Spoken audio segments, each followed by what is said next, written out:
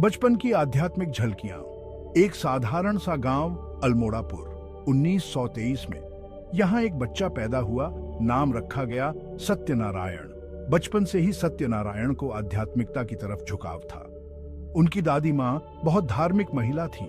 वो अक्सर सत्यनारायण को रामायण और महाभारत की कहानियां सुनाती थी। इन कहानियों ने सत्यनारायण के मन पर गहरा असर डाला। सत्यनारायण का मन दुनियादारी से हमेशा उचाट रहता था।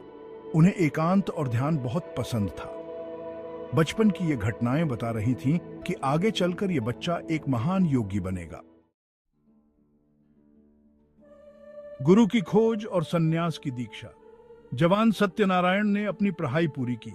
उनके सामने बहुत से रास्ते थे, लेकिन उनका मन तो कहीं और लग चुका था। वो एक गुरु की तलाश में निकल पड़े।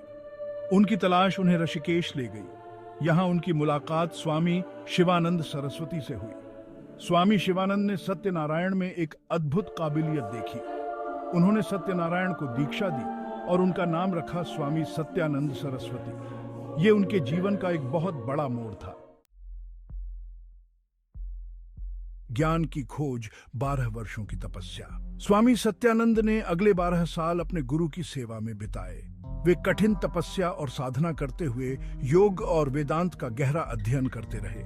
स्वामी शिवानंद ने उन्हें योग के अलग अलग पहलुओं का ज्ञान दिया। स्वामी सत्यानंद ने पूरे दिल से और समर्पण के साथ अपने गुरु की शिक्षाओं को अपनाया। बिहार स्कूल ऑफ योग ज्ञान का प्रकाश स्तंभ। 1963 में स्वामी सत्यानंद ने ऋषिकेश में बिहार स्कूल ऑफ योग बनाया। ये स्कूल उनके जीवन का एक बहुत बड़ा पड़ाव था। इसका मकसद था योग और ध्यान का पुराना ज्ञान सब तक पहुंचाना। स्वामी सत्यानंद ने योग को एक मुश्किल साधना से निकालकर उसे आम लोगों के लिए आसान बनाया। योग से अधिक तंत्र और ध्यान की गहराइयां।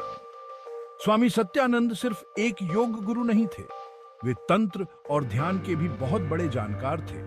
उन्होंने अपनी शिक्षाओं में इन तीनों चीजों को जोड़ा। इस तरह उन्होंने योग को एक संपूर्ण विज्ञान की तरह दुनिया के सामने रखा। पश्चिम में योग का प्रसार। स्वामी सत्यानंद ने विदेशों में भी योग फैलाया। उन्होंने अमेरिका, यूरोप और ऑस्ट्रेलिया जैसे कई देशों की यात्रा की। उन्होंने अपनी आसान भाषा और व्यावहारिक नजरिए से पश्चिमी दुनिया को भी प्रभावित किया। उनकी कोशिशों से आज योग पूरी दुनिया में लोकप्रिय हो गया है।